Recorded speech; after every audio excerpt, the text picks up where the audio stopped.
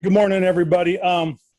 Just want to open this up by saying, on Friday I made a decision that I believe was in the best interest of this organization, our players, and our fans going forward. Very difficult decision. Anytime you have to release a very talented young football player, it's always a tough decision. But this type of circumstances, this type of situation, we take those allegations very, very seriously. And we had to make a decision going forward. And sometimes it's one of these things that there are processes, there are situations, there are circumstances that you go through. Each situation, each circumstance is unique. Each one will be handled and dealt with differently to what we believe is best for the organization going forward. And that's probably the most important thing. I talked to the players yesterday, basically told them that I had made a decision that I believe was in the best interest of our organization. And if it was the right decision, we will benefit from it. And if it's not, it will be on me. I will take full responsibility as we go forward to try and make sure we do things the right way. And we'll go from there. So with that, I'm going to open it up. I was wondering if you could kind of take us through, when you first found out about Darius' situation and kind of your timeline through your process of ultimately making that decision. I want to get into that just because of the fact that the statement that we put out really details what we did for the most part. And so, I don't want to get back into a situation, circumstances. As I said, though, each situation is unique, and each situation will be dealt that way as we go forward. Could you kind of tell us about the decision to activate Reuben yesterday and kind of what you can expect from him moving forward? Well, the biggest thing about Reuben was in watching him the last 8 days, not last 8, probably what amounts to about the last 9 days, 4 days on, day off, and then 4 days on. He did extremely well. And the thing you always worry about is the next day, how does he feel? How has his body reacted to the amount of work he did? And he really had no issues. And each day he seemed to get stronger and stronger, more and more confident. So we activated him yesterday, had an opportunity to watch him, and he moved around very well. We put him in limited action to kind of ease him back into it. And he'll get more today as we continue to go forward. But he was prepared and ready to go, and we're pretty excited for Reuben. Were there other factors that led into the decision to release Darius, or was it just about these incidents? That's something I really don't think we should get into. So I'm just going to move on from that. Okay. And then as far as just, since you've been here, you've had to deal with a lot of things outside of the football field. What's that been like? How has it been difficult? Has it been draining? What's that been like? It has been it's been part of what I have to do. As we look at the entire situation and circumstances of trying to reestablish who we are as a football team, there are going to be some decisions that have to be made that are tough and difficult. There's some things that we will continue to grow on and improve. And it is hard, but the thing that I've got to do, and the thing that we all have to understand, and I try to tell the players, is that when we decide to do something, when we think about what we're going to do, we have to honestly think, is what I'm about to do truly going to help us? Is it going to benefit us, and how is it going to benefit us? And in this situation, in these circumstances, I think making those decisions to do what I believe is right, I'll continue to do. And at the end of the day, as I said, I'll own those decisions. You've talked a little bit about Cole Holcomb possibly playing at the Sam. You've mentioned John Bostic and Sean Dion Hamilton in the middle. But how do you see the will position exactly working out, or what is your vision for that one? We've got a good group. I really do believe that. I think we've got a good veteran group of guys. To really say and start pigeonholing guys into positions right now is a little premature, to be honest with you, Reed. We've got to see how all these guys mesh together. We've moved Thomas Davis around. We're going to move Reuben around. Kevin Pierre Lewis, who recently signs, another young man we're going to move around and really see where all these guys fit, where all these pieces fit together. It's going to be an interesting battle. I really do believe that, just because of what we've seen from these guys. This is a good young group of players, sprinkled in some crafty veteran guys, and it's a good group. So I'm excited to watch them and see and what really is going to be the best combination. And truthfully, the best combination may be, you may have 3 different guys starting on the base package, 2 different guys starting on the sub package, and you might have another sub package where you have 2 other guys. So this might be linebacker by committee, because it is a very talented group. Coincidence or not, it's hard to kind of ignore that Darius Geis gets released on Friday and Reuben Foster gets activated, about 48 hours later.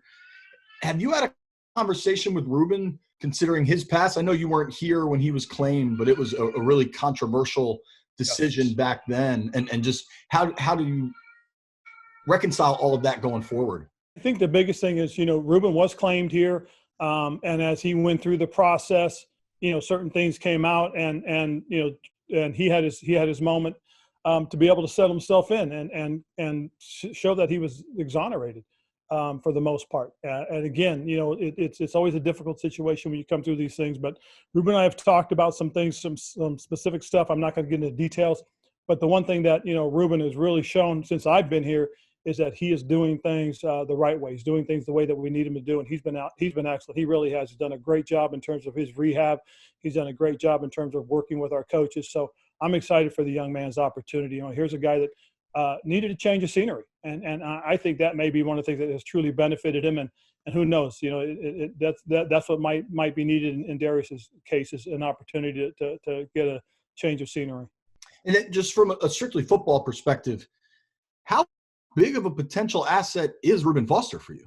Well, he can be a very big asset just because of his ability to make plays, his explosiveness as a football player, the explosive plays that he can make. So, when you have a guy like that has that kind of ability and he's back, it could be a very good thing. When you look at the Dallas situation, they went through the same thing with their young linebacker having almost the same type of an injury. So, that's what we're hoping for is an opportunity for Reuben to get back on the field and prove that he's back and that he's the kind of guy that we hope he can be for us. And talking to the players, they just talk about how Dwayne has really taken on the leadership role from the quarterback position, has been more assertive, more in command of the team. And I'm curious, I know you were interacting with him through the offseason, what you told him about the importance of that and maybe helping him to a position where he felt like he could occupy that role. The one thing that I did say to Dwayne, and one of the opportunities that we had when he had come in to first see me, was that being the leader is not just about what you do on the football field, but it's what you do off the football field as well. And he's taken that to heart. He's done a great job. I mean, he's competing. He's doing the things that we need him to do. He's being very professional about the way he's handling himself. And he's really been very thoughtful in terms of his actions. So that's one of the things that's been a big plus. It really has, and been really pleased with what we've gotten from him. And then I think we'll get to see you guys on Wednesday for the first time, on Thursday for the first time. What will we see in a Ron Rivera practice? When are we? when we come out to see practice, what will we? Biggest thing is I want you to see tempo. I want to see you guys. I want you guys to be able to say, man, they practice fast. Man, they move from one drill to the other. To me, that's one of the things that you have to be able to do, and that is play with an up tempo. Well, the only way to do that is you've got to practice with an up tempo. You've got to be able to understand how things have to be done. We're not going to get an opportunity to play any preseason games. So when we practice, we've got to practice faster. We've got to practice quicker. We have to practice at an up tempo every opportunity we get. And that's what I hope you guys see. And if you don't, let me know, because that's something we need to get corrected, because that is really the only way you're going to be able to simulate anything right now as you start leading up to your first regular season game. When it comes to cutting Darius, but then keeping someone like Cody Latimer, who's also, facing some serious charges from something earlier this summer, what is kind of the difference in those two situations there, where you move on from one guy but keep another? The biggest thing is when the Cody Latimer situation came out, there were some things that still we hadn't known. So what happened was he goes onto the commissioner's exempt list, and so we're now in a position where we're just going to continue to monitor it and see what happens, and we'll go from there with Cody. As I said, and again, understand that we will look at each situation, each set of circumstances individually, and we'll go through our process and make our assessments. And then football-wise at running back, with Darius gone, Adrian's still there, of course, but it looks like Bryce and Antonio are slated for a lot more work back there. How comfortable are you leaning on two guys who don't have an NFL snap yet and giving them, that much exposure early on? Don't forget Peyton Barber. We feel very good about the group of guys that we have. We really do. We think this is a group of guys that are talented. And again, it was a very difficult decision. Trust me, it really was. I mean, Darius is a gifted young football player. And again, it's one of those things where, we're trying to get ready for a season. And one thing that we can't handle are situations and circumstances that are beyond our realm. He's going to have to deal with something for a while, and his opportunities to get prepared and ready for the season would be limited. So we're looking at getting ready for in the next 5 weeks to play our opener. So with those guys, you're going to have guys that will get a lot of opportunities between now and the opener, and we'll get an opportunity to see which guys will be the best ones for us. Logan Thomas was brought off the COVID reserve list. Just wondering what his status is, or how he's kind of doing physically, and what did you kind of learn about dealing with players who may contract or who test positive for COVID because of this situation? The biggest thing we learned is that you have to go through the process when guys are testing positive for COVID. You've got to be safe, and they've got to handle their situation, which Logan did a great job of getting himself healthy and ready to roll and following the directions of our medical staff. As far as Logan's concerned, is we saw a guy that's starting to blossom and develop into the tight end position. Got a chance to watch some pretty good tape on him against he was with Detroit, and we really felt this is a guy that has a skill set that we're looking for to be one of our tight ends. We're going to be a group that we're going to use one tight end, two tight ends, maybe three tight ends, just depending on circumstances and situations. He's a guy that's going to be lining up in the down position, be a guy that's going to be lining up in an up position. He's got enough athleticism that he can be dynamic. So we're pretty excited about who he is. One thing I always tell people is, too, don't forget he's only been playing tight end for a few years because he was a quarterback. So he's got a tremendous understanding and feel for football, especially the offensive side of football. So that's going to help him as he continues to develop into his role as a tight end. And as a separate topic, I know we've asked you over time about a ton of these defensive linemen. I don't know how much we've asked about Montez Sweat. I'm just curious what you see with this guy. See a smile starting to come across your face. So what are your thoughts on this player entering his second year? He's a guy that we liked when he was coming out in the draft, and so seeing that he's here and got an opportunity to watch him practice the last couple of days, it's pretty exciting. He's a tremendously gifted athlete, and again, going back and watching his tape and just seeing how he was growing and developing. I'll be honest, just kind of going back and looking at him from his college tape and remembering him, putting his hand in the ground and how explosive he was off the line of scrimmage, and then seeing it again, with his hand in the ground, knowing that this is a guy that I think with his ability and Chase's ability and that whole group of guys we have the ability to have a special unit, a good solid group of defensive linemen.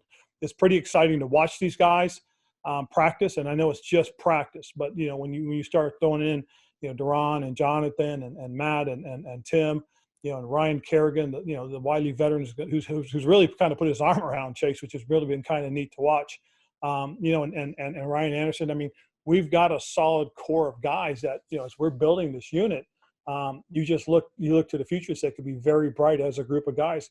They're all going to get opportunities. We're going to roll these guys through. We don't want a guy to go in and play 65, 70 snaps a game. We want a guy to be fresh and come in and play 25 or 35 snaps. And when it really counts, when we really need him, we need him to be explosive and be able to make plays.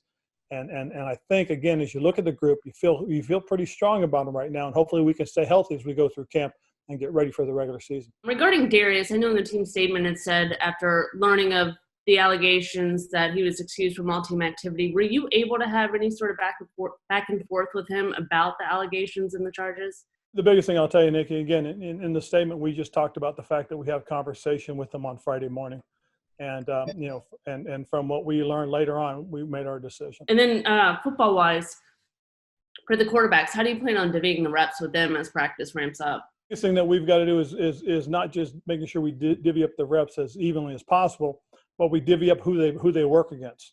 This could be a very interesting challenge for us because of Alex Smith. If Alex is healthy and continues to get healthy, and we do activate him, he's going to be in the throes of this competition. So it's going to unfold, I think, very nicely for us as a football team, because competition is only going to make you better. It's going to push the young guys as well. So I just feel really good about what we're going to be doing as we start going forward.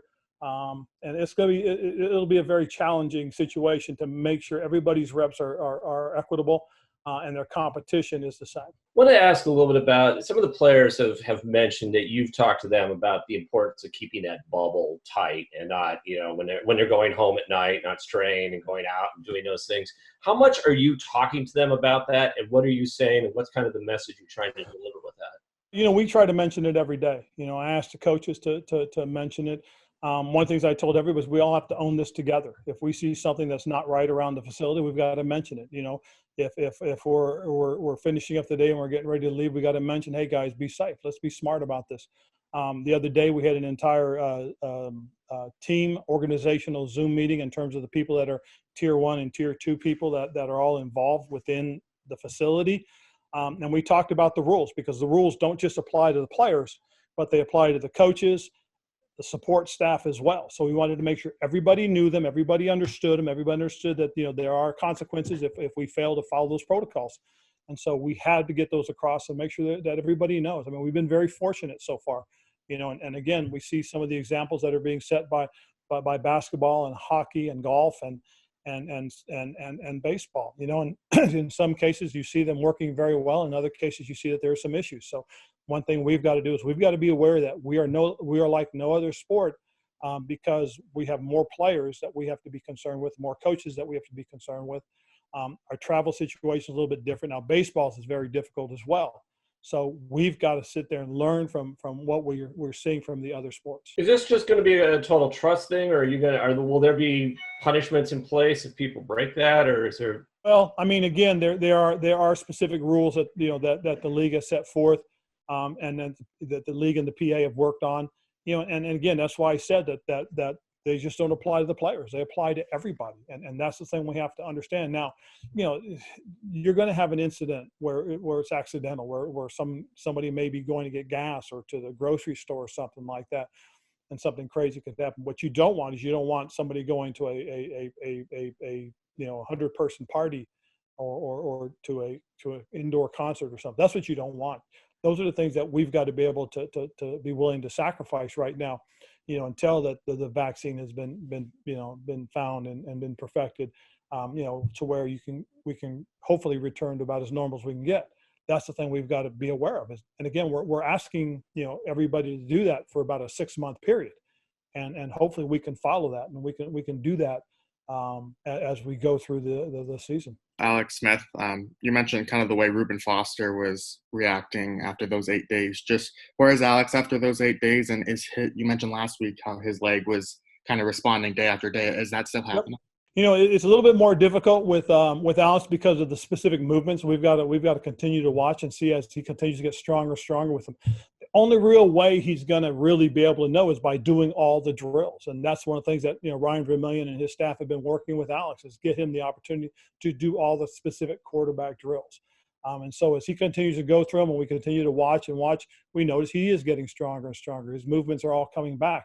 But again, we don't want to put him out on the field. We don't want to expose him until the proper opportunity comes. So again, we're just trying to be smart. We're trying to be very diligent in this situation because of Alex's circumstances, and he's done everything we've asked. So he's been tremendous right now, and we expect it to continue to develop and grow. And when the moment is right, at the appropriate time, we'll make our decision. This is more big picture, and maybe it's a little early, but there's a lot of talk about college football being either delayed until the spring or canceled altogether. Just kind of curious how much thought you put into that and the complications from a football aspect and building a roster and managing a roster in the future, something like that might bring. It's been interesting because Kyle Smith and I have been talking about, how he plans to do it, the way he's going to set things up. And it's been real interesting in terms of our conversation. He's got a plan, he's got an idea, he's got a couple of ideas of the best way to handle it. And now it's just a matter of waiting to see which one's going to unfold.